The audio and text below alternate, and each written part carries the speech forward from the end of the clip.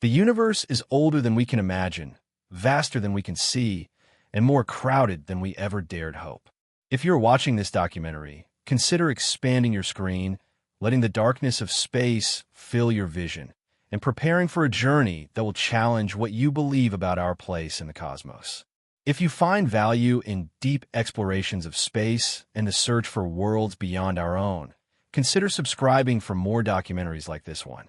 What follows is not speculation, not science fiction, but the careful, methodical, almost obsessive scientific story of how a single telescope, floating silently in the void, transformed humanity's understanding of planets, habitability, and the staggering possibility that Earth, our only home, may not be the best home the universe has to offer. We begin not with discovery, but with absence. For thousands of years, human beings looked up at the night sky and saw only stars.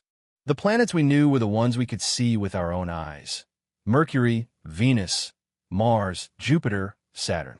These were wanderers, points of light that moved against the fixed background of constellations, and they were our siblings, fellow travelers around the sun.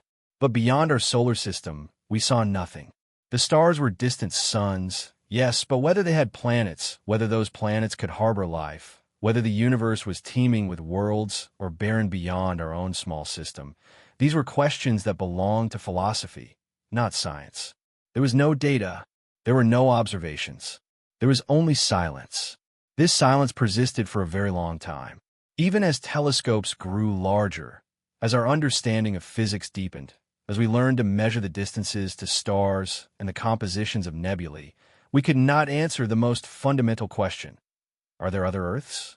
The problem was not one of curiosity or effort. The problem was technical, rooted in the physics of light and the tyranny of distance. A planet does not produce its own light. It shines only by reflecting the light of its star, and that reflected light is unimaginably faint. Imagine standing in a dark room, trying to see a grain of sand next to a blazing searchlight from miles away. That is the challenge. The star is billions of times brighter than the planet. The planet is tiny, cold, and lost in the glare. To detect it directly, to photograph it, requires technology that did not exist for most of human history. But absence of evidence is not evidence of absence.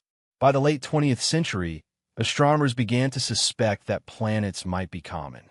Theoretical models of star formation suggested that planets were natural byproducts of the process. When a cloud of gas and dust collapses under its own gravity to form a star, not all of the material falls into the center. Some of it remains in orbit, forming a disk. Within that disk, particles collide, stick together, and gradually build up into larger and larger bodies: pebbles, boulders, planetesimals, and eventually planets. This process, called accretion, seemed universal. If it happened in our solar system, why would it not happen everywhere? The first confirmation came in 1992, but not in the way anyone expected. Astronomers Alexander Woolsey and Dale Frail detected planets orbiting a pulsar, the rapidly spinning remnant of a dead star. These were not hospitable worlds. They were blasted by radiation, orbiting a corpse in the darkness. But they were planets, and they were proof that planetary systems existed beyond our own. 3 years later, in 1995, Michel Mayor and Didier Queloz detected the first planet orbiting a sun-like star. It was called 51 Pegasi b, and it was strange. It was a gas giant, similar in mass to Jupiter, but it orbited its star in just over 4 days. It was searingly hot, a world that should not exist according to the theories of the time. But it did exist, and its discovery opened the floodgates. Within a few years, dozens of exoplanets were confirmed, then hundreds. Almost all of them were gas giants. Almost all of them were close to their stars. This was not because such planets were common, but because they were easy to detect. The methods available at the time were biased toward finding large, massive planets in tight orbits. The most successful early method was called radial velocity, or the Doppler method. It works by exploiting a subtle truth. Planets do not orbit stars. Rather, planets and stars orbit a common center of mass.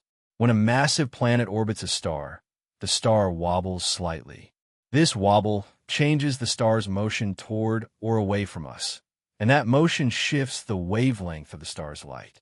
When the star moves toward us, the light is blue shifted, compressed to shorter wavelengths. When it moves away, the light is red shifted, stretched to longer wavelengths. By measuring these shifts with extreme precision, astronomers can infer the presence of a planet, its mass, and its orbital period. But the method has limitations. It is most sensitive to massive planets close to their stars, because such planets induce the largest wobbles. A Jupiter-mass planet orbiting at Earth's distance from a Sun-like star would cause the star to move at about 12 meters per second. That is already difficult to measure. An Earth-mass planet at the same distance would cause a wobble of only about 10 centimeters per second, slower than a walking pace. Detecting such a signal requires extraordinary precision, long observation times, and careful control of every source of noise. By the early 2000s, it was clear that a new approach was needed. To find Earth-like planets, to determine how common they were, to assess their potential for habitability, astronomers needed a method that could detect small planets at comfortable distances from their stars. They needed a method that could survey thousands of stars simultaneously, building up statistics rather than focusing on individual systems. They needed a method that could operate continuously, day and night, without the interruptions caused by weather, daylight, or the rotation of the Earth. They needed to go to space. The idea for the Kepler Space Telescope was born from this need. It was conceived in the 1990s by a NASA scientist named William Borucki, who had spent years advocating for a mission dedicated to finding Earth-sized planets. Borucki's vision was based on a different detection method, one that did not rely on wobbles or direct imaging. It relied on shadows. The method is called the transit method, and it is beautifully simple in concept, though extraordinarily challenging in execution. When a planet passes in front of its star as seen from Earth, it blocks a tiny fraction of the star's light. The star dims just slightly for a few hours or days, then returns to its normal brightness. By monitoring the brightness of a star over time and looking for these periodic dips, astronomers could detect planets. The transit method has several advantages. First, it is sensitive to small planets. The amount of light blocked depends on the planet's size, not its mass. An Earth-sized planet blocks about 1/100% of Sun-like stars' light. That is a tiny signal, but it is measurable with modern detectors. Second, the method works best for planets that orbit close to their stars, because such planets transit more frequently. A planet in a 4-day orbit transits every 4 days. A planet in a 1-year orbit transits only once per year.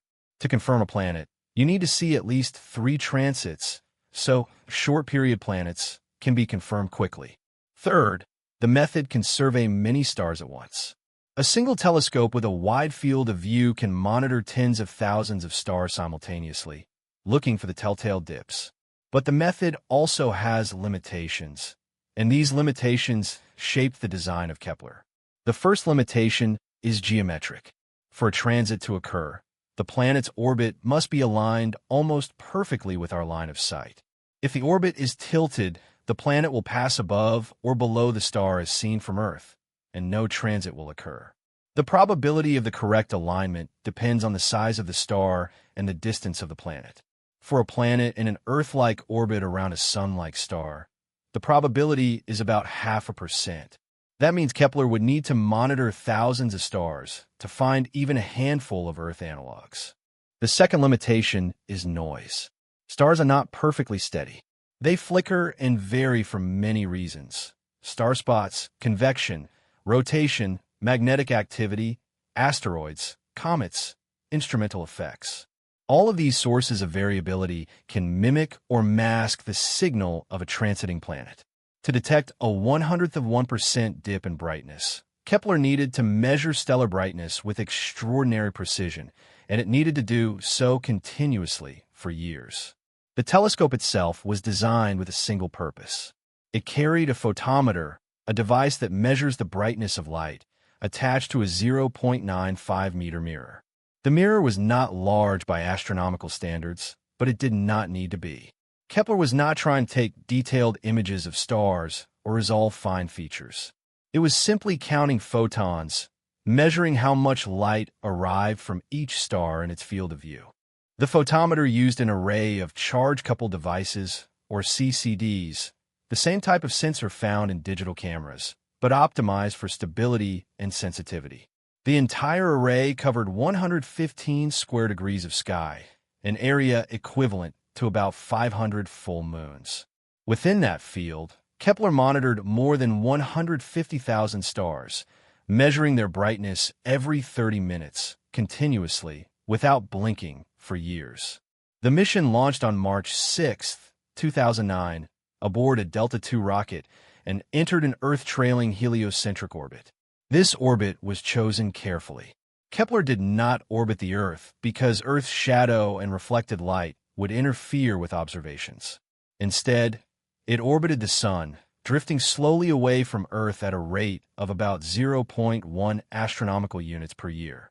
This allowed Kepler to point its telescope at the same patch of sky, continuously, without interruption. The field of view was located in the constellations Cygnus and Lyra, far from the plane of our galaxy, to minimize crowding and confusion from overlapping stars. The mission was designed to last at least 3.5 years, long enough to detect multiple transits of planets in the habitable zone of Sun-like stars. Understanding why Kepler focused on the habitable zone requires understanding what the habitable zone is and why it matters. The habitable zone, sometimes called the Goldilocks zone, is the range of distances from a star where a planet can maintain liquid water on its surface. This definition is based on a fundamental assumption. Life, as we know it, requires liquid water. Water is the solvent in which biochemistry occurs. It is where molecules meet, react, and build complexity. Without liquid water, life, as we understand it, cannot begin or persist. The habitable zone is not a fixed distance. It depends on the star's luminosity, which determines how much heat the planet receives, and it depends on the planet's atmosphere, which can trap heat through the greenhouse effect. For a Sun-like star, the habitable zone extends roughly from 0.9 to 1.5 astronomical units, with Earth comfortably in the middle at 1.0 astronomical units. Venus, at 0.7 astronomical units, is too close. It receives too much sunlight. Its surface temperature is over 450 degrees Celsius, and any oceans it may have once had have long since evaporated. Mars, at 1.5 astronomical units, is near the outer edge. It receives less sunlight. Its atmosphere is thin, and its surface is cold and dry, though evidence suggests it may have had liquid water in the past. The habitable zone is not a guarantee of habitability. It is a necessary but not sufficient condition. A planet in the habitable zone could still be hostile to life if it lacks an atmosphere, if its atmosphere is too thick or too thin, if it has no magnetic field to protect it from radiation, if it is geologically dead, if it has no mechanism for recycling nutrients, if its orbit is too eccentric, causing extreme seasonal variations. But the habitable zone is a starting point, a place to focus the search. Kepler's primary mission was to determine how common Earth-sized planets are in the habitable zones of Sun-like stars. This number, often called ET-Earth, is one of the most important quantities in astrobiology.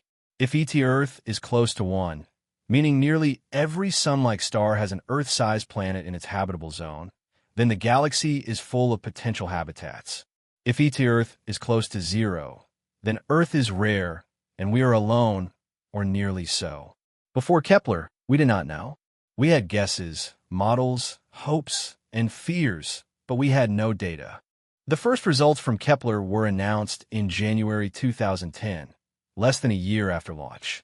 The telescope had detected its first 5 planets, designated Kepler 4b through Kepler 8b. All of them were gas giants, larger than Jupiter, orbiting close to their stars. These were not surprising or particularly interesting scientifically. They were the low-hanging fruit, the easy detections. But they proved that Kepler was working, that the transit method was viable, and that the data pipeline, the complex software system that processed the raw photometric measurements and identified potential transits, was functioning correctly. The real work was just beginning.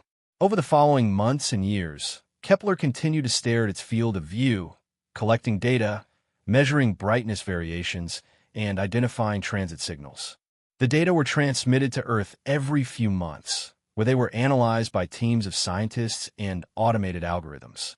Each potential transit signal had to be carefully vetted. Many signals were false positives, caused by eclipsing binary stars, background stars blending with the target star, instrumental artifacts, or statistical noise. Confirming a planet required multiple transits, consistency in the timing and depth of the dips, and often follow-up observations with ground-based telescopes to rule out alternative explanations. By February 2011, Kepler had identified more than 1,200 candidate planets. By 2012, that number had grown to over 2,300. The mission was a flood of data, a cascade of new worlds, each one a point of light, a dip in a brightness curve, a whisper of a planet crossing the face of a distant star. But within this flood were planets that stood out, planets that were not just interesting, but revolutionary because they hinted at something profound, that Earth might not be the best place for life, that in the vastness of space, there might be worlds more stable, more temperate, more conducive to the long, slow processes that lead to complexity and intelligence.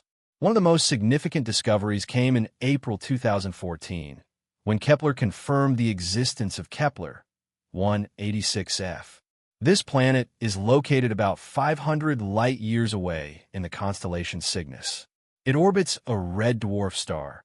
A star much smaller and cooler than our sun. Red dwarfs are the most common type of star in the galaxy, making up about 70% of all stars. They are long-lived, burning their hydrogen fuel slowly, shining steadily for tens or even hundreds of billions of years, far longer than the 10-billion-year lifespan of a sun-like star.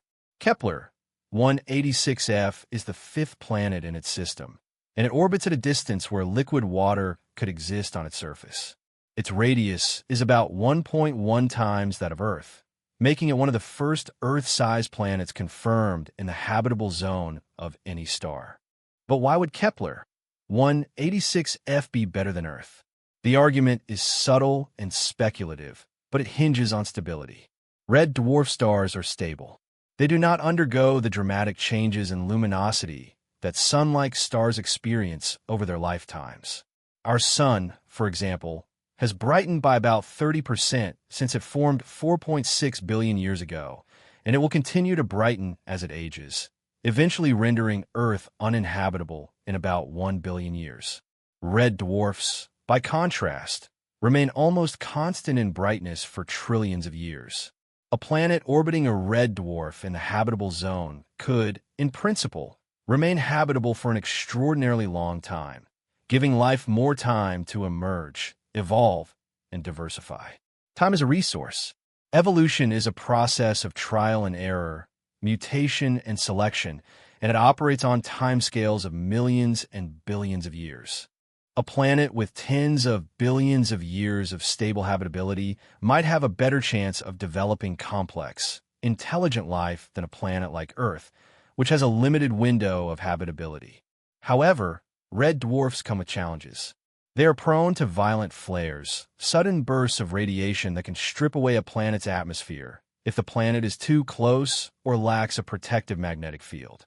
Kepler 186f orbits relatively close to its star, completing one orbit in just 130 days, because red dwarfs are so cool that their habitable zones are much closer in than the habitable zone of a sun-like star. At that distance, the planet is likely tidally locked, meaning one side always faces the star while the other side remains in perpetual darkness. Tidally locked planets were once thought to be uninhabitable because the day side would be too hot and the night side too cold. But recent climate models suggest that if the planet has a thick enough atmosphere, winds could redistribute heat from the day side to the night side, creating a global climate that might support liquid water. The question of whether Kepler 186f is truly habitable, whether it has an atmosphere, whether it has water, whether it has life, cannot be answered with current technology. We have only a few pieces of information: its size, its orbital period, and the type of star it orbits. Everything else is inference, modeling, and hope. Another significant discovery came in 2015 with the confirmation of Kepler 452b. This planet is often called Earth's cousin, and it orbits a sun-like star in the constellation Cygnus, about 1,400 light-years away. Kepler 452b is larger than Earth, with a radius about 1.6 times that of our planet, making it a super-Earth, a category of planet that does not exist in our solar system. Super-Earths are planets with masses between Earth and Neptune, and they appear to be extremely common in the galaxy. Kepler 452b orbits its star in 385 days, almost exactly the same as Earth's year, and it lies squarely in the habitable zone. The star, Kepler 452, is about 1.5 billion years older than the Sun, slightly larger and slightly brighter. Why might Kepler 452b be better than Earth? The planet is larger, which means it likely has stronger gravity. Stronger gravity has several potential advantages. It could help the planet retain its atmosphere more effectively, preventing gases from escaping into space. It could drive more vigorous plate tectonics, a process that recycles carbon and regulates the planet's climate over geological timescales. Earth's plate tectonics are thought to be crucial for maintaining a stable climate because they help balance the amount of carbon dioxide in the atmosphere. Too much carbon dioxide, and the planet becomes too hot. Too little, and it becomes too cold. Plate tectonics provide a thermostat, pulling carbon dioxide out of the atmosphere and locking it in rocks through weathering and subduction. A larger planet with stronger gravity might have even more active tectonics, making its climate more stable over billions of years. However, stronger gravity also means a deeper gravitational well, which could make it harder for life to leave the planet's surface if intelligence and technology ever evolved. A civilization on Kepler 452b would need more powerful rockets to reach orbit, more energy to explore space. This is speculative, but it illustrates the trade-offs inherent in the concept of a better Earth. We do not know the mass of Kepler 452b precisely, because the transit method measures size, not mass. To determine mass, astronomers need to use the radial velocity method, measuring the wobble induced by the planet. But Kepler 452 is faint and distant, and its wobble is small, making mass measurements difficult. Estimates suggest Kepler 452b is roughly 5 times the mass of Earth, which would give its surface gravity about twice that of Earth. Whether such a planet could support life depends on many factors we cannot yet measure: its atmospheric composition, its surface conditions, its magnetic field, its geological activity. Another intriguing discovery is Kepler 442b, confirmed in 2015.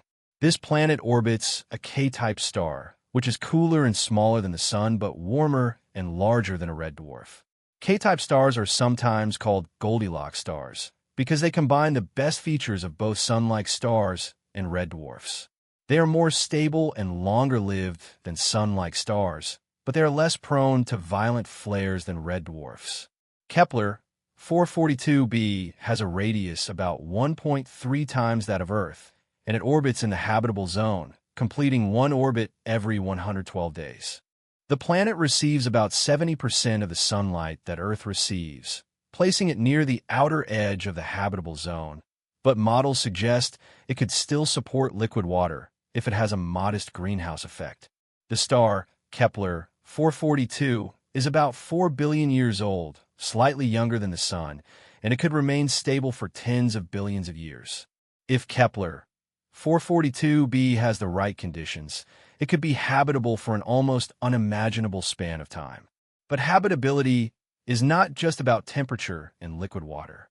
It is about a complex web of factors that interact in ways we are only beginning to understand. A planet needs a source of energy. For Earth, that energy comes primarily from sunlight, which drives photosynthesis, the process by which plants and algae convert carbon dioxide and water into organic compounds and oxygen. But not all energy sources need to be external.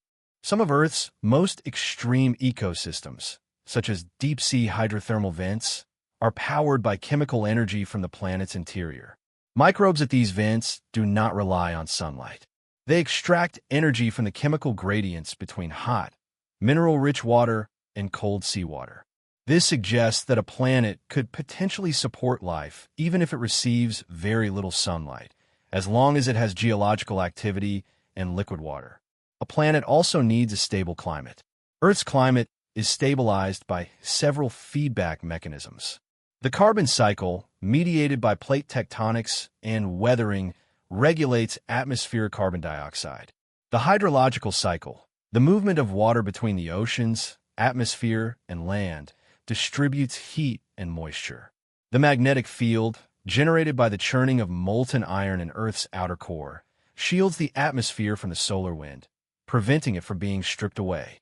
Venus lost its magnetic field early in its history, and the solar wind gradually eroded its atmosphere, contributing to its current hellish conditions. Mars also lacks a global magnetic field, and its thin atmosphere is slowly being lost to space. A planet in the habitable zone needs not only the right temperature, but also the mechanisms to maintain that temperature over billions of years. A planet also needs time. Life on Earth did not appear immediately. The planet formed about 4.5 billion years ago, and the earliest evidence of life dates to about 3.8 billion years ago, perhaps earlier. For the first half-billion years, Earth was bombarded by asteroids and comets, a period called the Late Heavy Bombardment. The impacts were so intense that they may have sterilized the surface multiple times, boiling the oceans and vaporizing any nascent life. Only after the bombardment subsided could life take hold and persist. Once life did emerge, it remained simple for billions of years. The first organisms were single-celled bacteria and archaea, microscopic and invisible to the naked eye. It took about 2 billion years for photosynthesis to evolve, and another billion years for oxygen to accumulate in the atmosphere. Complex multicellular life did not appear until about 600 million years ago, in an event called the Cambrian explosion. Humans, with our technology and our capacity to look outward and ask these questions, have existed for only a few 100,000 years, a blink in geological time. This history suggests that life is difficult, that it requires not only the right conditions, but also vast stretches of time, and that intelligence is even more rare and fragile. If a planet like Kepler 442b can remain habitable for tens of billions of years, far longer than Earth, it might have a better chance of developing complex life. Or it might not. The relationship between time and the emergence of life is not well understood. On Earth, life appeared relatively quickly once conditions allowed, but remained simple for most of Earth's history. Does that mean life is easy to start but hard to evolve into complexity? Or does it mean Earth faced specific challenges, such as a lack of oxygen, that delayed the evolution of complexity? These are open questions, and the answers will shape how we think about habitability and the search for life. Kepler's mission was not limited to sun-like stars. In fact, many of its most intriguing discoveries involve planets orbiting red dwarfs, the small, cool, long-lived stars that dominate the galaxy. One such discovery is Kepler 1649c, confirmed in 2020 after a reanalysis of Kepler data. This planet is located about 300 light-years away and orbits a red dwarf star. Its radius is only 1.06 times that of Earth, making it almost exactly Earth-sized. It orbits in the habitable zone, receiving about 75% of the sunlight that Earth receives from the Sun. The planet's year is just 19.5 days because red dwarfs are so faint that their habitable zones are very close in. Kepler 1649c was initially overlooked by Kepler's automated data pipeline, flagged as a false positive, but human inspection of the data revealed its presence. Kepler 1649c is remarkable because it is one of the most Earth-like planets ever discovered in terms of size and the amount of energy it receives from its star. But again, the question arises, is it better than Earth? The planet almost certainly tidally locked, with one side perpetually facing the star and the other in darkness. If it has an atmosphere, that atmosphere might freeze out on the night side, falling as ice or snow and leaving the day side a barren desert. Or, if the atmosphere is thick enough, it might circulate, carrying heat from the day side to the night side and creating a habitable band along the terminator, the line between day and night. We do not know. We do not have the tools yet to measure the planet's atmosphere, its temperature, or its surface conditions. But the fact that it exists, that it is so similar to Earth in size and energy input, suggests that Earth-like planets are not rare and that some of them might have conditions more favorable than our own. The concept of a planet better than Earth is not about a single factor. It is about a combination of factors: stability, longevity, climate regulation, energy sources, protection from radiation, geological activity, chemical diversity. Earth is habitable, obviously, but it is also fragile. It has experienced mass extinctions, periods of runaway warming and cooling, asteroid impacts, volcanic eruptions, shifts in ocean chemistry, and changes in solar output. Life has survived, but often barely. The Permian-Triassic extinction, about 252 million years ago, wiped out about 96% of marine species and 70% of terrestrial vertebrates. The cause is still debated, but it likely involved massive volcanic eruptions, the release of greenhouse gases, ocean acidification, and a cascade of environmental catastrophes. Life recovered, but it took millions of years. A planet with a more stable climate, fewer catastrophic events, and a longer habitable lifetime might avoid such bottlenecks, allowing life to evolve more continuously and reach higher levels of complexity. But stability has a downside. Evolutionary pressure comes from change. Organisms adapt to new conditions, and those that adapt best survive. If a planet is too stable, if its environment never changes, evolution might slow down. Life might remain simple because there is no pressure to become complex. On Earth, many of the major leaps in evolution, such as the development of multicellularity, the Cambrian explosion, and the colonization of land, occurred in response to environmental changes. A planet that is too stable might be too comfortable, and comfort is not always conducive to innovation. This is speculative, and it highlights how much we do not know about the conditions that favor the emergence of complex life. Another factor to consider is planetary mass and gravity. Super-Earths, planets with masses between Earth and Neptune, are extremely common. Kepler found that about 30 to 50% of Sun-like stars have at least one super-Earth, and many of these orbit in or near the habitable zone. Earth is relatively small compared to these planets. A super-Earth with twice the mass of Earth would have about 1.3 times the radius and about 1.3 times the surface gravity, assuming similar composition. This might seem like a small difference, but it has profound implications. Stronger gravity means a thicker atmosphere. A thicker atmosphere provides more insulation, more protection from radiation, and more stable surface conditions. It also means more efficient greenhouse warming, which could extend the outer edge of the habitable zone, allowing planets to remain warm even at greater distances from their stars. Stronger gravity also affects the planet's interior. A more massive planet has more gravitational energy, which translates to more internal heat. This heat drives geological activity, volcanism, tectonics, and the generation of a magnetic field. A geologically active planet is a planet that can regulate its climate, recycle nutrients, and protect its atmosphere. Earth is geologically active, but it is slowing down. The planet is cooling, and in a few billion years, its core may solidify, shutting down the magnetic field and halting plate tectonics. A super-Earth with more mass might remain geologically active for much longer, perhaps for the entire lifetime of its star. This extended activity could make the planet more habitable over the long term.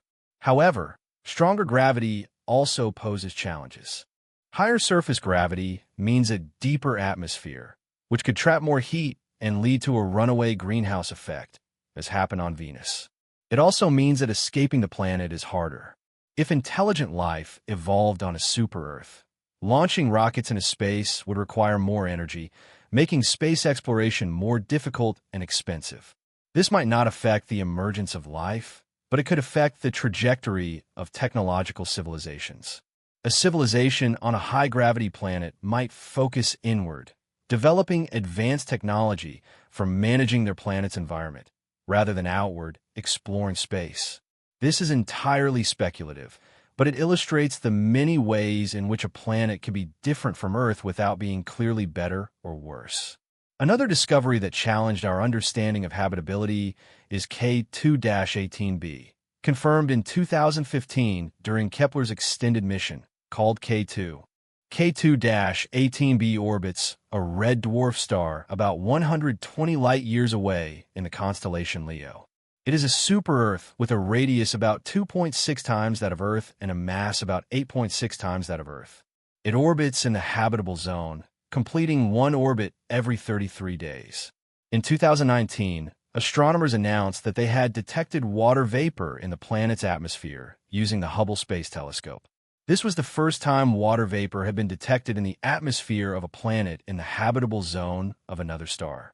The discovery was groundbreaking because it confirmed that super-Earths can have atmospheres, and those atmospheres can contain the ingredients necessary for life.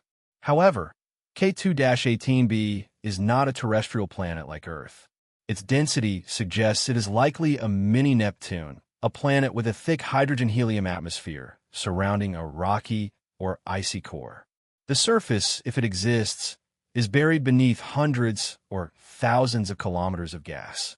This type of planet was not thought to be habitable because the high atmospheric pressure and lack of a solid surface would make it difficult for life to exist. But the detection of water vapor raised new questions. Could there be a habitable layer within the atmosphere, a zone where temperatures and pressures are just right for liquid water droplets and microbial life? On Earth, microbes live in clouds, suspended in water droplets, extracting energy from sunlight or chemical reactions. Could something similar happen on K2-18b, not on a surface, but within the atmosphere itself? More recent studies have complicated the picture. In 2023, observations with the James Webb Space Telescope suggested that K2-18b's atmosphere contains carbon dioxide and methane, but it may also contain a molecule called dimethyl sulfide, which on Earth is produced only by living organisms. The detection is tentative and controversial, but if confirmed, it will be the first potential biosignature, a sign of life, detected on an exoplanet. However, other interpretations are possible. The molecule could be produced by non-biological processes, or the detection could be a false positive caused by interference from other atmospheric components. The debate continues, but K2-18b remains one of the most intriguing targets for the search for life. The concept of a planet better than Earth also involves thinking about what Earth lacks. Earth's atmosphere is about 78% nitrogen and 21% oxygen, with trace amounts of argon, carbon dioxide, and other gases. This composition is the result of billions of years of evolution, particularly the evolution of photosynthetic organisms that produce oxygen. But oxygen is not necessarily required for life. In fact, for most of Earth's history, the atmosphere contained very little oxygen. Early life was anaerobic, thriving in environments without oxygen. Even today, many microbes are anaerobic, living in deep ocean sediments, in the guts of animals in swamps and bogs. A planet with a different atmospheric composition, perhaps richer in carbon dioxide or hydrogen, could support a different kind of biochemistry. We do not know how common oxygen-rich atmospheres are, or whether they are necessary for complex life. Oxygen is highly reactive, and it provides a lot of energy for metabolic processes, which is why complex, energy-intensive organisms like animals rely on it. But it is possible that other chemistries could support complexity in different ways. Earth's ocean covers about 70% of the planet's surface, but the ocean is not uniform. It varies in depth, temperature, salinity, and chemistry. The deepest parts of the ocean, the hadal zones, are more than 10 kilometers below the surface, where pressures exceed 1,000 atmospheres and temperatures hover just above freezing. Yet life exists even there, adapted to the extreme conditions. A planet with a deeper ocean, covering more of its surface, might have more diverse habitats, more opportunities for life to emerge and evolve. Or it might have fewer opportunities, because a global ocean would lack the land-ocean interface where many evolutionary innovations occurred on Earth. Tides, driven by the gravitational pull of a planet's moon, mix nutrients and create dynamic environments. Earth's tides are moderate, but a planet with a larger moon or a closer moon might have more extreme tides, which could either stimulate or disrupt life. Kepler's discoveries also highlighted the diversity of planetary systems. Our solar system has a particular architecture: small, rocky planets close to the Sun, gas giants farther out, and a relatively empty region between Mars and Jupiter. But many of the systems Kepler observed are very different. Some have gas giants orbiting closer to their stars than Mercury orbits the Sun. These hot Jupiters should not exist according to standard models of planet formation, because gas giants are thought to form far from their stars, where it is cold enough for ice to condense. The presence of hot Jupiters suggests that planets can migrate, moving inward or outward after they form, driven by interactions with the protoplanetary disk or with other planets. This migration can have dramatic consequences for habitability. A gas giant migrating inward could eject smaller, rocky planets from their orbits, flinging them into the star or out of the system entirely. Or it could stabilize the orbits of inner planets, protecting them from collisions and perturbations. The role of gas giants in shaping habitability is complex and not fully understood. Some systems have multiple planets packed tightly together, orbiting in near resonances, where their orbital periods are related by simple ratios. The TRAPPIST-1 system, discovered after Kepler but using similar methods, is a prime example. It contains 7 Earth-sized planets orbiting a red dwarf star, 3 of which are in the habitable zone. The planets are so close together that if you stood on the surface of one, you could see the others as objects larger than the Moon and Earth sky.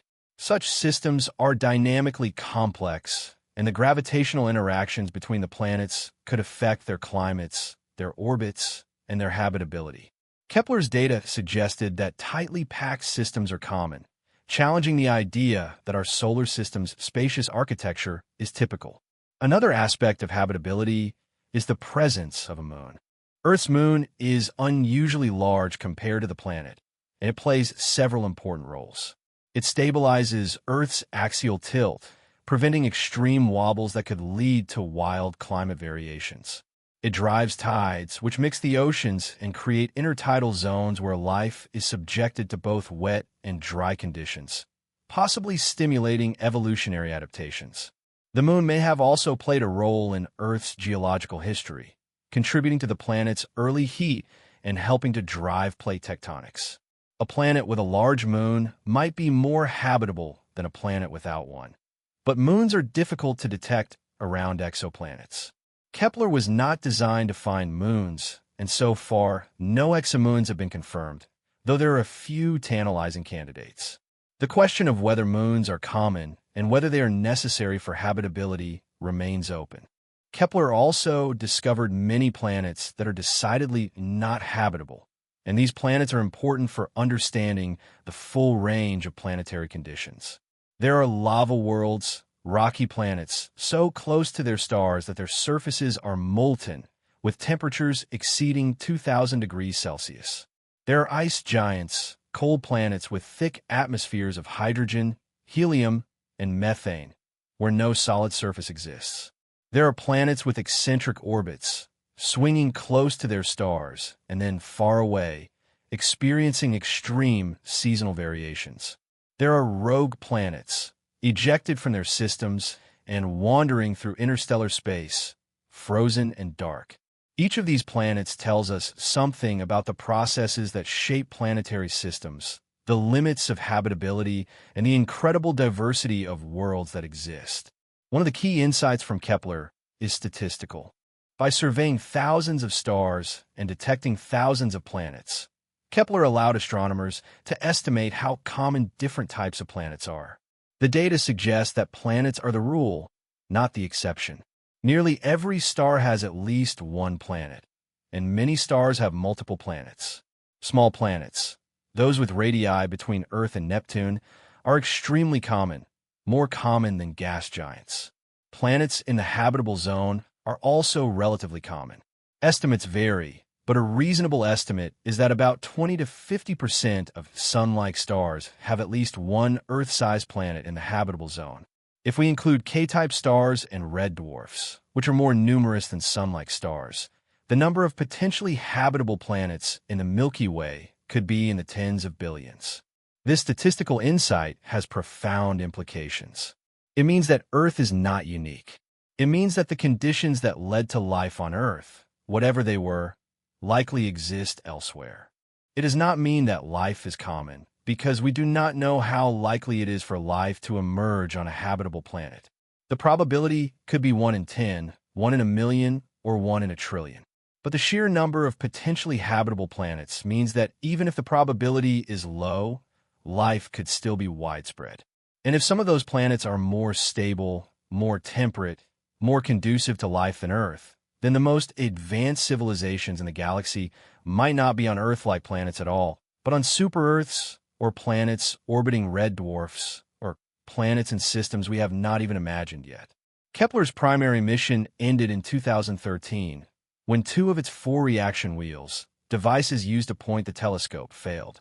Without 3 functioning reaction wheels, Kepler could no longer maintain its precise pointing, and the primary mission was over. But the mission did not end. Engineers devised a new observing strategy, using the pressure of sunlight to stabilize the telescope, allowing it to point in the plane of its orbit. This extended mission, called K2, lasted from 2014 to 2018 and observed different fields of the sky, discovering hundreds more planets. Kepler's final observation was made on September 25, 2018, and the spacecraft was retired on October 30, 2018, when it ran out of fuel. Over the course of its mission, Kepler observed more than 530,000 stars and discovered more than 2,700 confirmed planets, with thousands more candidates awaiting confirmation. The legacy of Kepler is not just the planets it discovered, but the questions it raised. Before Kepler, we did not know if Earth-sized planets existed, if they were common, if they orbited in habitable zones, if they could support life. Now we know that they do exist, that they are common, and that the galaxy is full of worlds that might be better homes for life than Earth. These planets are not better because they are more beautiful, or because they have more spectacular sunsets, or because they are closer to us. They are better because they might offer longer habitability, more stable climates, more abundant energy sources, more protection from cosmic hazards. They are better because they give life more chances, more time, more opportunities to arise, to evolve, to become complex, to become intelligent. But the search is far from over. Kepler told us that the planets are out there. It gave us the statistics, the demographics, the census of worlds. But it did not tell us what those worlds are like. It did not tell us if they have atmospheres, if they have water, if they have life. To answer those questions, we need new tools, new telescopes, new missions. The James Webb Space Telescope, launched in 2021, is beginning to observe the atmospheres of exoplanets, looking for water vapor, carbon dioxide, methane, and other molecules that might indicate habitability or even life. Future missions, such as the Nancy Grace Roman Space Telescope and the Habitable Exoplanet Observatory, will push the search further, imaging planets directly, analyzing their atmospheres in detail, and searching for biosignatures. The question of whether there are planets better than Earth is ultimately a question about life itself. What does life need? How does it start? How does it evolve? How does it survive? On Earth, life has adapted to every environment, from boiling hot springs to frozen Antarctic lakes, from the crushing pressures of the deep ocean to the thin air of mountain peaks. Life is resilient, versatile, and relentless. But it is also fragile. It requires liquid water, a source of energy, a stable environment, and time. Earth provides all of these, but imperfectly. The climate is changing. The sun is brightening. Asteroids occasionally strike. Volcanic eruptions occasionally cause mass extinctions. In 1 billion years, Earth will be too hot for complex life. In 5 billion years, the sun will swell into a red giant and engulf the planet. Earth's time is limited. But somewhere out there, among the tens of billions of potentially habitable planets in the Milky Way, there might be worlds where these problems do not exist or exist to a lesser degree. Worlds where the star is stable for tens of billions of years. Worlds where the climate is buffered by thick atmospheres and active geology. Worlds where the orbit is circular, the spin is stable, and the moon is large enough to prevent axial wobbles. Worlds where life has more time, more resources, more chances to evolve into something extraordinary. These worlds might be better than Earth, not because they are perfect, but because they are less imperfect. The transit method, the method that made Kepler possible, is elegant but limited. It can only detect planets that happen to pass in front of their stars as seen from Earth. For every planet detected, there are many more at different orbital inclinations that go unseen. The method also favors planets that orbit close to their stars, because such planets transit more frequently. A planet in a 1-year orbit transits only once per year, and to confirm it, Kepler needed to observe at least 3 transits, which required at least 3 years of continuous observation. Planets in longer orbits, those farther from their stars, were harder to detect, even though they might be just as interesting or more interesting than short-period planets. Despite these limitations, the transit method revolutionized exoplanet science, and Kepler's success inspired new missions using the same technique, such as TESS, the Transiting Exoplanet Survey, which is surveying the entire sky, and Plato, a European mission scheduled to launch in the 2020s. Understanding what makes a planet habitable requires understanding not just the planet, but the entire system in which it exists. The star's type, age, and activity. The presence and orbits of other planets, which can perturb or stabilize the system. The presence of a moon, which can stabilize the planet's spin and drive tides. The presence of asteroids and comets, which can deliver water and organic molecules, but can also cause catastrophic impacts. The history of a system, how it formed, how it evolved, whether it experienced periods of intense bombardment or migration. All of these factors interact in complex ways, and we are only beginning to understand them. One of the most important factors is stellar activity. Stars are not static. They evolve, change, and sometimes erupt. Young stars are highly active, with frequent flares and strong stellar winds. As stars age, they settle down, becoming more stable. But red dwarfs, even old ones, can be unpredictable. They are prone to powerful flares, sudden releases of energy that can increase the star's brightness by a factor of 10 or more for minutes or hours. These flares emit ultraviolet and X-ray radiation, which can strip away a planet's atmosphere, sterilize its surface, and break apart water molecules, releasing hydrogen into space. Planets orbiting red dwarfs in the habitable zone are close to their stars, typically within 0.1 to 0.5 astronomical units, because red dwarfs are so dim. At these distances, the planets are vulnerable to stellar activity. Whether they can retain their atmospheres and remain habitable depends on their magnetic fields, their atmospheric composition, and the strength and frequency of flares. Earth's magnetic field is generated by the dynamo effect, the motion of molten iron in the outer core. This motion is driven by the cooling of the core, and it generates electric currents, which in turn generate magnetic fields. The magnetic field extends far into space, forming the magnetosphere, which deflects the solar wind and protects the atmosphere. Mars lacks a global magnetic field, and its atmosphere has been gradually eroded by the solar wind. Venus also lacks a magnetic field, and while its thick atmosphere has not been completely stripped away, it has lost its water. A planet orbiting a red dwarf in the habitable zone needs a strong magnetic field to protect itself from stellar activity. Weather super-Earths, with their stronger gravity and more active interiors, are more likely to have magnetic fields than Earth-sized planets is an open question. Another factor is the planet's rotation. Earth rotates once every 24 hours, creating a day-night cycle that distributes sunlight and heat relatively evenly. But planets in the habitable zones of red dwarfs are likely tidally locked, with one side always facing the star and the other side in perpetual darkness. Tidal locking occurs when the gravitational pull of the star creates a bulge on the planet, and friction gradually slows the planet's rotation until the same side always faces the star. This is the same reason the moon is tidally locked to Earth, always showing the same face. On a tidally locked planet, the day side would be perpetually hot and the night side perpetually cold. If the planet has no atmosphere, the day side would be a scorched desert and the night side a frozen wasteland. But if the planet has an atmosphere, heat could be redistributed by winds, creating a more temperate climate. The habitable region might be a ring around the terminator, the boundary between day and night, where temperatures are moderate. Life might adapt to the permanent twilight, or it might migrate with the slow movement of the terminator as the planet's orbit varies. The concept of the habitable zone is itself evolving.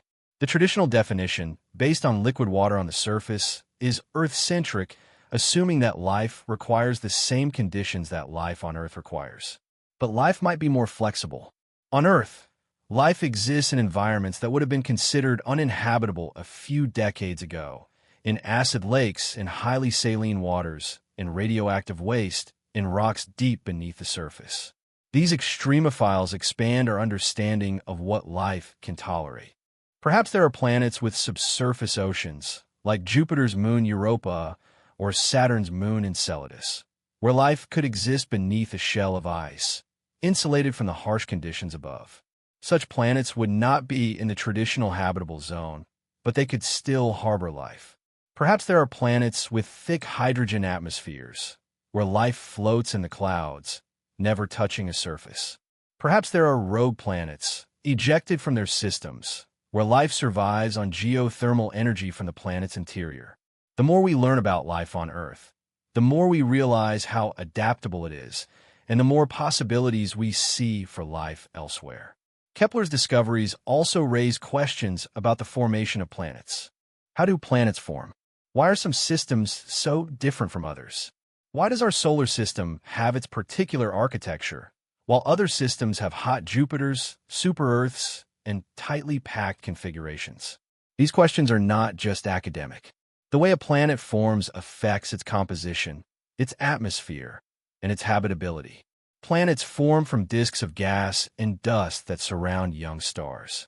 Within these disks, particles collide and stick together, gradually growing into larger bodies. Close to the star, where temperatures are high, only rocky materials like silicates and metals can condense. Farther out, beyond the snow line, where temperatures are low enough for water to freeze, ice can also condense, increasing the amount of solid material available to build planets. This is why the gas giants in our solar system formed farther from the sun, where there was enough material to build massive cores that could then capture hydrogen and helium from the surrounding disk. But this simple picture is complicated by migration. Planets interact gravitationally with the disk and with each other, and these interactions can cause them to move inward or outward. A planet moving inward through the disk experiences a drag force, losing angular momentum and spiraling toward the star. This process can bring gas giants into the inner solar system, creating hot Jupiters, but can also disrupt the orbits of smaller, rocky planets, ejecting them or causing them to collide. Understanding migration is crucial for understanding which systems are likely to have stable, habitable planets. Systems with hot Jupiters might be less likely to have habitable planets, because the migration of the gas giant could have cleared out the inner system. But some systems with hot Jupiters also have inner rocky planets, suggesting that the processes are more complex than simple models suggest. The composition of a planet also affects its habitability. Earth is made mostly of rock and metal, with a thin veneer of water on the surface. The water makes up only about 0.02% of Earth's mass. But some planets could have much more water. If a planet forms beyond the snow line and then migrates inward, it could carry large amounts of ice with it.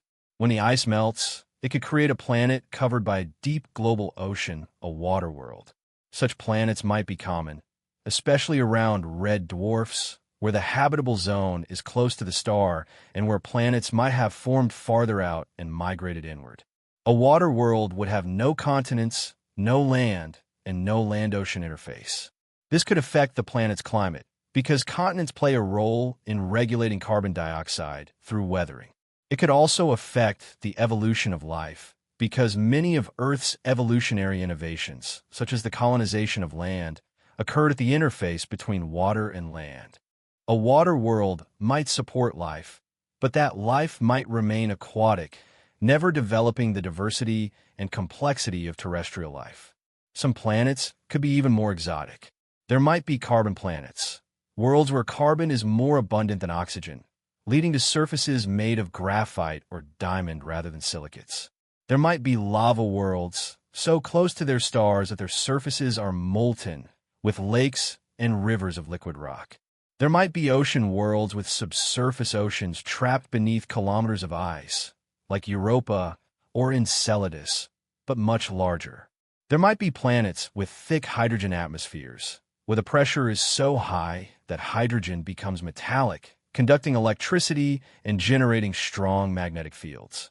The diversity of planets is far greater than we imagined before Kepler, and each type of planet offers new challenges and new opportunities for understanding the limits of habitability. Kepler also taught us about false positives and the importance of careful data analysis. Not every dip in a star's brightness is caused by a planet. Some dips are caused by eclipsing binary stars, where two stars orbit each other and periodically block each other's light. Some are caused by background stars that happen to be aligned with the target star, creating a blended signal. Some are caused by star spots, dark regions on the star surface that reduce the overall brightness as they rotate into view. Some are caused by instrumental artifacts, glitches in the detector or the data processing pipeline. Distinguishing true planets from false positives requires careful analysis, often involving multiple lines of evidence. The shape and depth of the transit, the timing of repeated transits, the lack of secondary eclipses, the lack of radial velocity variations, all of these clues help astronomers determine whether a signal is real. In some cases, planets that were initially dismissed as false positives were later confirmed. Kepler, 1649c, mentioned earlier, is one example. It was flagged by the automated pipeline as a false positive, but human inspection of the data revealed that it was a real planet. This highlights the importance of human judgment in the analysis of large data sets. Machines are good at processing data quickly, but they can miss subtle patterns or make mistakes based on assumptions built into their algorithms. Humans are slower, but they can recognize patterns that machines miss and can apply intuition and experience to ambiguous cases. The collaboration between humans and machines, the combination of automated analysis and careful human review, has been crucial to the success of Kepler and other exoplanet missions. The confirmation of a planet typically requires follow-up observations. For example, astronomers might use ground-based telescopes to observe the star with the radial velocity method, looking for the wobble induced by the planet. If the wobble is detected and its properties match the transit signal, that provides strong confirmation. Alternatively, astronomers might use adaptive optics or space-based imaging to look for nearby stars that could be causing a false positive. Or they might observe the star at different wavelengths, looking for signs of star spots or other stellar activity that could mimic a transit. Each of these follow-up observations adds to the confidence that the planet is real. But follow-up is time-consuming and expensive, and it is not always possible, especially for faint stars or planets with weak signals. As a result, many of Kepler's planet candidates remain unconfirmed, waiting for future observations or new analysis techniques. One of the most profound implications of Kepler's discoveries is the realization that we are living in a time of transition. For most of human history, We believed that the Earth was the center of the universe, that the stars were fixed lights on a celestial sphere, and that we were alone. Each of these beliefs has been overturned. Copernicus showed that the Earth orbits the Sun. Galileo showed that the stars are other suns, and that at least some of them have moons. Kepler, the telescope, not the astronomer, showed that planets are common, that many of them are in habitable zones, and that the universe is full of worlds. We are living in the first generation to know that Earth is not unique, to know that there are billions of other planets, and to have the technology to study them. This is a pivotal moment in human history, a moment when we are transitioning from species confined to one planet to a species aware of a universe full of planets. But awareness is not the same as understanding. We know that the planets are out there, but we do not know what they are like. We do not know if they have atmospheres, if they have water, if they have life. We do not know if life is common or rare, simple or complex, similar to us or utterly alien. These are the questions that will define the next phase of exoplanet science. Answering them will require new telescopes, new techniques, and new missions. It will require decades of work, perhaps centuries. But the process has begun, and Kepler was the first step. The idea that some planets might be better than Earth is not just a scientific hypothesis. It is a challenge to our assumptions, a reminder that Earth, for all its beauty and complexity, is not perfect. It is a reminder that the universe is full of diversity, that there are many ways to be a planet, and that some of those ways might be more conducive to life than the way Earth is. This does not diminish Earth. It does not make our planet less special or less worthy of protection. If anything, it makes Earth more precious because it reminds us how fragile and contingent our existence is. We live on a planet that is habitable, but not permanently so. We live in a time when the climate is relatively stable, but it has not always been stable and will not remain stable forever. We live in a universe full of possibilities, but we are confined to one small world, at least for now. Kepler's mission was to find planets. It succeeded beyond anyone's expectations. But its deeper mission, the mission that inspired the scientists and engineers who built it, was to answer a question that has haunted humanity for as long as we have looked up at the night sky. Are we alone? Kepler did not answer that question. It could not. It was not designed to detect life, only planets. But it took us one step closer. It showed us that the planets are out there, that the habitable zones are full, that the conditions for life exist on countless worlds. Whether life itself exists, whether it is common or rare, whether it is simple or complex, whether it has evolved into intelligence and technology, these are questions for future missions, future generations. But Kepler gave us hope. It gave us targets. It gave us a universe full of worlds to explore. The search for planets better than Earth is also a search for understanding our own planet. By studying other worlds, we learn what makes Earth special, what makes it habitable, what makes it fragile. We learn about the importance of plate tectonics, the role of the magnetic field, the delicate balance of the carbon cycle. We learn about the ways in which life and planet co-evolve, shaping each other over billions of years. We learn about the risks we face, asteroid impacts, volcanic eruptions, climate change, the eventual brightening of the sun. And we learn about the possibilities, that life might be more resilient than we thought, that habitability might be more common than we hoped, that the universe might be full of worlds waiting to be discovered. The concept of a habitable zone is useful, but is also simplistic. It assumes that liquid water is necessary for life, which is a reasonable assumption based on Earth, but it might not be universal. It assumes that the planet has a surface, which might not be true for many Neptunes or water worlds. It assumes that the star is stable, which might not be true for red dwarfs. It assumes that the planet has an atmosphere, which might be stripped away by stellar winds or impacts. The habitable zone is a starting point, a first filter, but it is not a guarantee.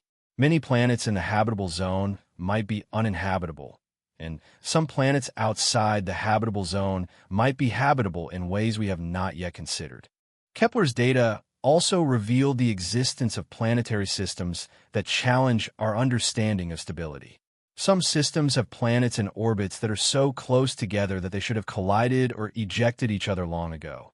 Yet they remain stable, held in place by orbital resonances. Some systems have planets with highly eccentric orbits, swinging close to the star and then far away, yet the planets persist. Some systems have planets that orbit in the opposite direction from the star's rotation, or at extreme angles, suggesting violent histories of scattering and collisions. Each of these systems tells a story of formation, migration, interaction, and survival. Understanding these stories is crucial for understanding which systems are likely to have stable, long-lived habitable planets. The question of whether there are planets better than Earth is also a question about the future. If Earth becomes uninhabitable, whether from natural causes or human actions, could humanity survive by moving to another planet? The distances are staggering. The nearest star system, Alpha Centauri, is about 4.4 light-years away. Even traveling at 1/10 the speed of light, an incredibly ambitious speed far beyond current technology, it would take 44 years to reach. Kepler's planets are hundreds or thousands of light-years away, impossibly distant for any conceivable spacecraft. But the fact that these planets exist, that they might be habitable, that they might be better than Earth, gives us a long-term perspective. It reminds us that humanity's future is not limited to Earth, that we are part of a larger cosmic context, that the universe is full of possibilities. Kepler also revealed the existence of planets in multiple star systems, systems where two or more stars orbit each other. About half of all stars are in binary or multiple star systems, and Kepler found that some of these systems have planets. The planets can orbit one of the stars, called S-type orbits, or they can orbit both stars, called P-type or circumbinary orbits. The existence of circumbinary planets was a surprise, because the gravitational interactions in such systems are complex and could easily destabilize planetary orbits. But the planets persist, orbiting both stars in configurations that are stable for billions of years. A planet in a circumbinary orbit would have two suns in its sky, rising and setting together or at different times depending on the configuration. Such planets are unlikely to be habitable because the habitable zone in a binary system is complicated by the changing distance and brightness of the two stars. But they are fascinating examples of the diversity of planetary systems. Red dwarfs, the most common type of star, present a paradox for habitability. On one hand, they are ideal for life in some ways. They're stable, long-lived, and their habitable zones are close enough that planets there can be easily detected and studied. On the other hand, they are prone to flares. Their habitable zones are so close that planets are likely tidally locked, and they emit most of their light in the infrared rather than the visible spectrum. Photosynthesis on Earth relies on visible light, so plants on a planet orbiting a red dwarf might need to adapt to using infrared light, which is less energetic. Or they might use a completely different mechanism for capturing energy. The balance of advantages and disadvantages makes red dwarf systems intriguing but uncertain targets for the search for life. Another factor to consider is the availability of raw materials. Life on Earth depends on certain elements: carbon, hydrogen, nitrogen, oxygen, phosphorus, sulfur, and trace amounts of metals. These elements are produced in stars and distributed through space by supernovae and stellar winds. The abundance of these elements varies depending on the age and location of the star. Older stars, formed early in the history of the galaxy, have fewer heavy elements because those elements had not yet been produced in large quantities by earlier generations of stars. Such stars are called metal-poor, where metal, in astronomical terms, means any element heavier than helium. Planets orbiting metal-poor stars might have different compositions, with less rock and more ice, or different ratios of elements. Whether such planets could support life is unknown. Kepler's mission demonstrated the power of the transit method, but it also showed its limitations. The method is probabilistic. Only a small fraction of planets transit as seen from Earth, so the number of planets detected is much smaller than the number that actually exist. The method is also biased toward short-period planets because they transit more frequently and are easier to confirm. The method provides only limited information about the planet, its size, its orbital period, and if the mass can be measured using radial velocity, its density. It does not tell us about the planet's atmosphere, its surface conditions, its magnetic field, its rotation, or its history. To answer these questions, we need other methods: spectroscopy to analyze the planet's atmosphere, direct imaging to photograph the planet, and eventually, space probes to visit the planet in person. The concept of a super-habitable planet, a planet more habitable than Earth, has been explored by scientists in recent years. Such a planet would have several characteristics. It would orbit a K-type star, which is more stable and longer-lived than the Sun. It would be slightly larger than Earth, with stronger gravity and a thicker atmosphere. It would have active plate tectonics and a strong magnetic field. It would have a large moon to stabilize its axial tilt. It would have moderate eccentricity, enough to drive seasonal variations, but not so much as to cause extreme climates. It would have abundant liquid water, but not so much that it becomes a water world with no land. It would be located in a region of the galaxy with a moderate density of stars, not so dense that close encounters with other stars could disrupt the system, but not so sparse that heavy elements are scarce. It would have a long, stable history, free from major impacts or nearby supernovae. Such a planet might be rare, but if it exists, it could be far more conducive to the development of complex, long-lived ecosystems than Earth. The search for planets better than Earth is also a search for humility. For most of human history, we believe that Earth was the center of the universe, that we were special, chosen, unique. Each scientific discovery has challenged that belief. The Earth is not the center of the solar system. The solar system is not the center of the galaxy. The galaxy is not the center of the universe. The Sun is not unique. Planets are not rare. And now, Kepler has shown us that habitable planets are not rare either. We are not the center. We are not unique.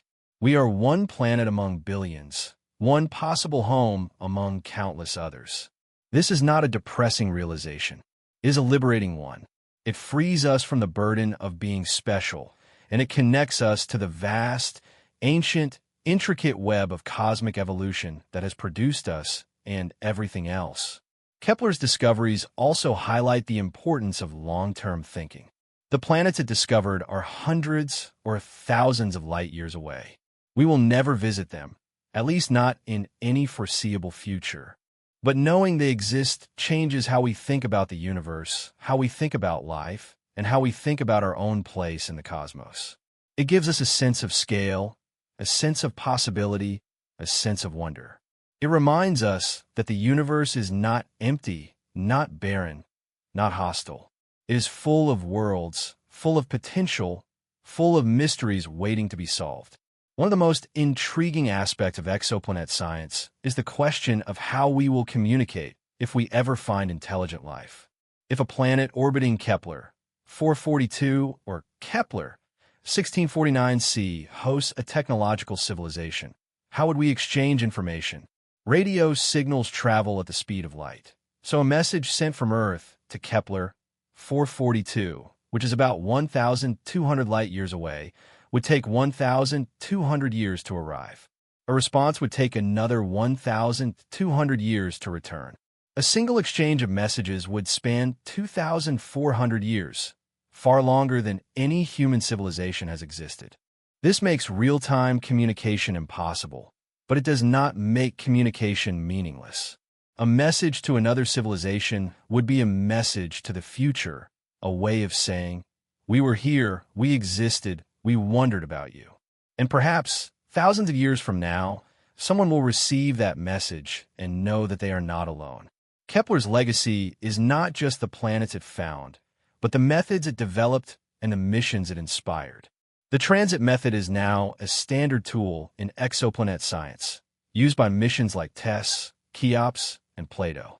The data analysis techniques developed for Kepler, the algorithms for detecting transits, the methods for dealing with noise and false positives have been refined and applied to other datasets.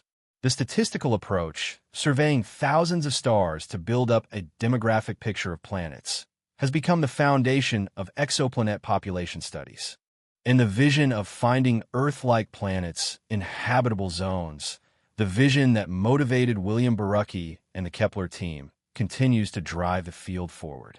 The question of whether there are planets better than Earth is not just scientific. It is philosophical, ethical, and existential. If there are planets more habitable than Earth, does that mean we should stop caring about Earth? No. Earth is our home, the only home we have ever known, and the only home we are likely to have for the foreseeable future. Protecting Earth, preserving its ecosystems, preventing climate change, these are not optional. They are essential. The existence of other habitable planets does not diminish the value of Earth. If anything, it increases it because it reminds us how rare and precious habitable planets might be, even in a galaxy that contains billions of them. The search for planets better than Earth is also a search for perspective. From space, Earth is a pale blue dot, a tiny speck in the vastness of the cosmos. The astronomer Carl Sagan, reflecting on an image of Earth taken by the Voyager spacecraft from the edge of the solar system, wrote, "That's here. That's home. That's us. On it, everyone you love, everyone you know, everyone you ever heard of, every human being who ever was lived out their lives. The aggregate of our joy and suffering, thousands of confident religions, ideologies, and economic doctrines, every hunter and forger, every hero and coward, every creator and destroyer of civilization, every king and peasant, every young couple in love, every mother and father, hopeful child, inventor and explorer, every teacher of morals, every corrupt politician, every superstar, every supreme leader, every saint and sinner in the history of our species live there on a mote of dust, suspended in a sunbeam. This perspective is both humbling and empowering.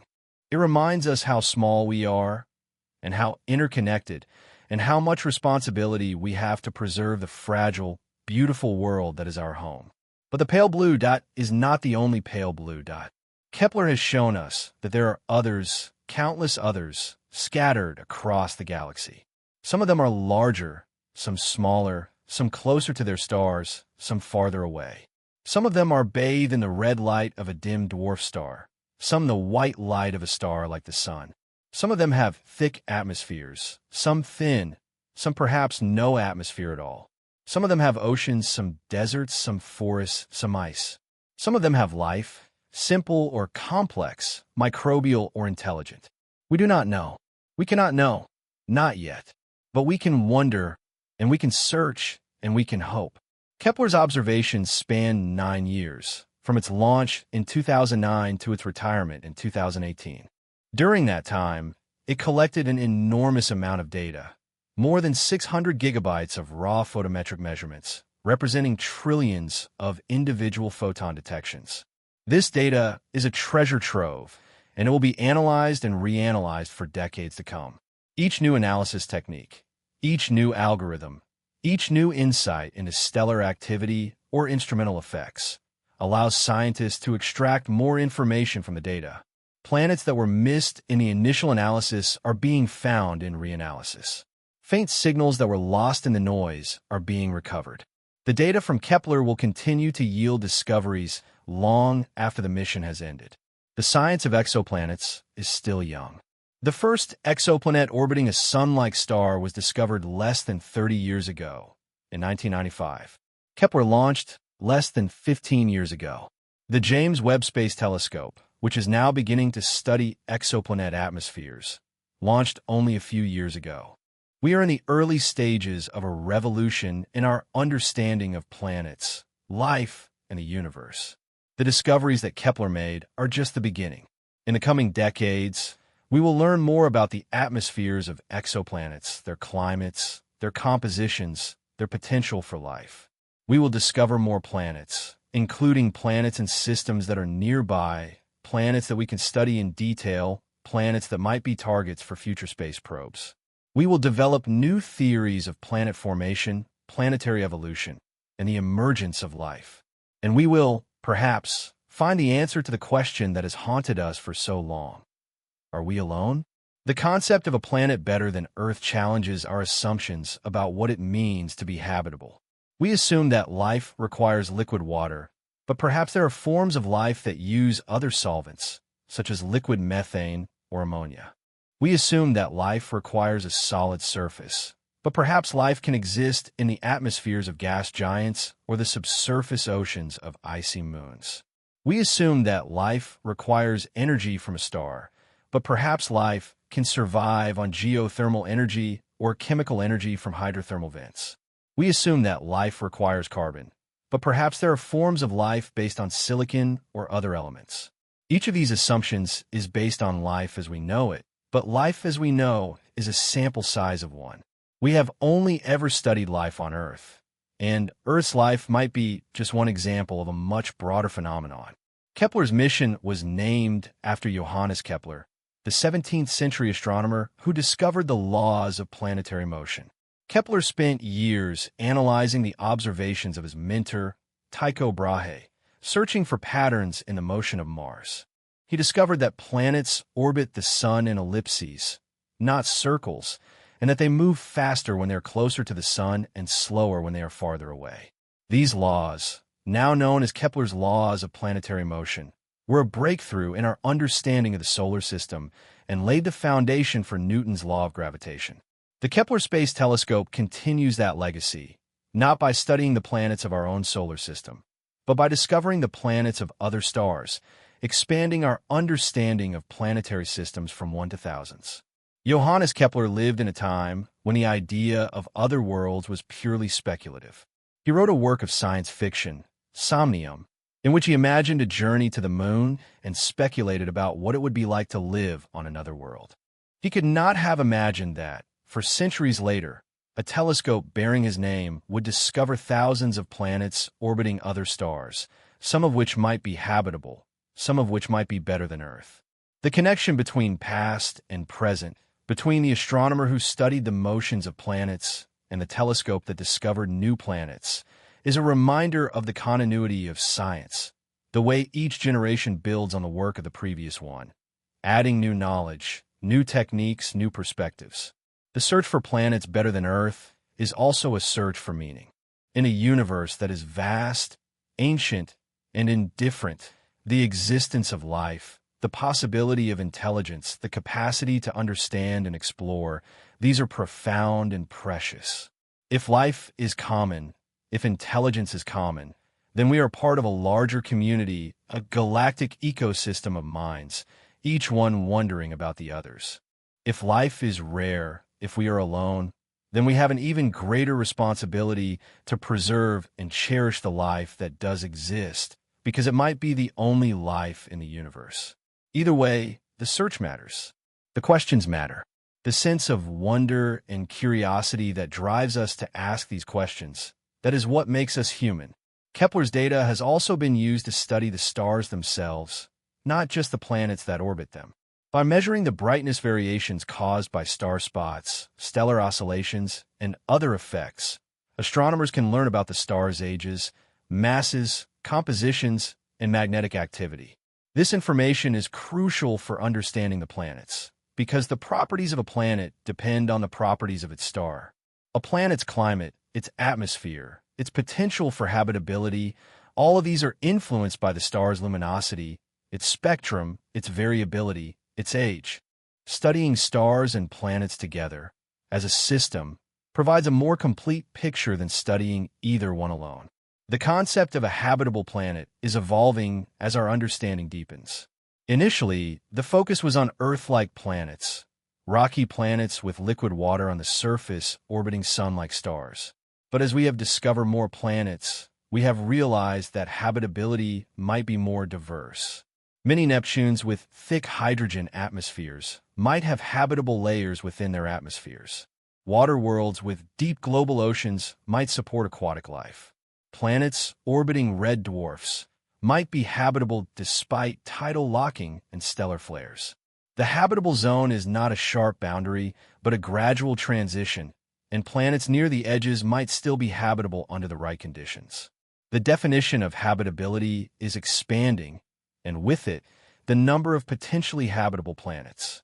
One of the key insights from Kepler is that planetary systems are common but diverse. Almost every star has planets, but those planets come in a staggering variety of sizes, compositions, and orbits. This diversity is both exciting and challenging. It is exciting because it means the universe is full of surprises, full of planets that do not fit our expectations, full of opportunities for discovery. It is challenging because it means we cannot make simple generalizations. We cannot assume that all planetary systems are like our own. We cannot assume that the conditions that led to life on Earth are common or typical. Each system is unique, shaped by its own history, its own formation process, its own environment. The statistical results from Kepler have profound implications for the search for extraterrestrial intelligence, or SETI. If Earth-sized planets in habitable zones are common, then the number of potential habitats for life is enormous. But the emergence of intelligent technological civilizations might be rare. Intelligence requires not just life, but complex life, and complex life might require billions of years of stable conditions, specific evolutionary pressures, and a series of unlikely events. On Earth, intelligence evolved only once in one lineage after billions of years of evolution. It might be that intelligence is the rarest step in the chain from planets to civilizations. Or it might be that intelligence is common but fleeting, that civilizations destroy themselves or are destroyed by natural disasters before they can make contact with others. The Fermi paradox, the question of why we have not yet detected any signals from other civilizations despite the vastness of the universe, remains unresolved. Kepler has shown us that the planets are there, but it has not told us whether anyone is home. Kepler's mission also raised practical questions about data management and analysis. The telescope generated an enormous amount of data, and processing that data required sophisticated algorithms, powerful computers, and thousands of hours of human effort. The data pipeline had to identify transits, reject false positives, measure transit depths and durations, estimate stellar parameters, and catalog the results. Each step involved challenges: distinguishing planets from eclipsing binaries, dealing with noise and instrumental effects, handling the sheer volume of data. The success of Kepler was not just a triumph of hardware, but also of software, algorithms, and collaboration between astronomers, computer scientists, and engineers. The concept of a planet better than Earth is, in some ways, a reflection of our hopes and fears. We hope that there are worlds out there that are stable, safe, and welcoming, worlds where life can flourish without the catastrophes and extinctions that have punctuated Earth's history. We fear that Earth is unique, that we are alone, that the universe is hostile and barren. The truth is probably somewhere in between. The universe is full of planets, full of possibilities, but each planet is shaped by its own history, its own circumstances. Some planets are better than Earth in some ways, worse in others. Some are habitable, some are not. The diversity is what makes the search fascinating. Kepler's discoveries have also inspired artists, writers, and filmmakers. The idea of other worlds, of planets orbiting distant stars, has captured the imagination of creators who envision what those worlds might look like, what life might exist there, what stories might unfold. Science fiction has long explored these themes, but Kepler has given them a new grounding in reality. The planets are not just imagined, they are real, detected, measured, cataloged. This blend of science and imagination, of data and dreams, is one of the most powerful aspects of exoplanet science. The question of whether there are planets better than Earth is ultimately a question we may never fully answer. We can measure sizes, masses, orbits, and atmospheres. We can build models and make predictions. We can search for biosignatures and signs of technological activity. But better is a subjective term, dependent on perspective and values. Better for what? Better for life? Better for intelligence? Better for complexity? Better for stability? Better for diversity? Each of these criteria might lead to different conclusions. And even if we find a planet that seems better by every objective measure, we cannot experience it, cannot walk on its surface, cannot breathe its air. It will remain a distant abstraction, a point of light in the darkness, a world we can study but never touch. But the search itself is valuable. It teaches us about planets, about stars, about the universe. It teaches us about ourselves, about our place in the cosmos, about what makes Earth special. It gives us perspective, humility, and hope. It reminds us that we are part of something larger, something ancient and vast, and full of wonder.